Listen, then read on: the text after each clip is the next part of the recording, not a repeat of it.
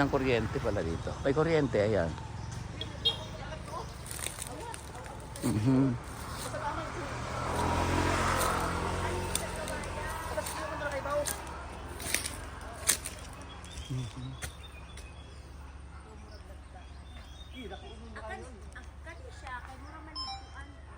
Ayun yung kalsada.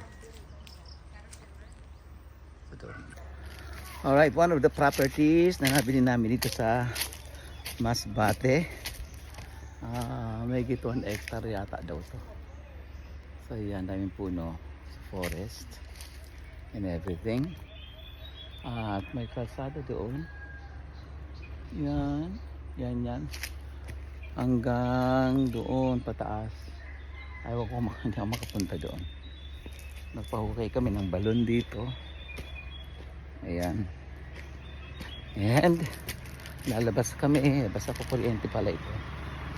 Ayan. Saan ang kalsada? Kalsada. Hanggang doon. Property namin. Okay, bye.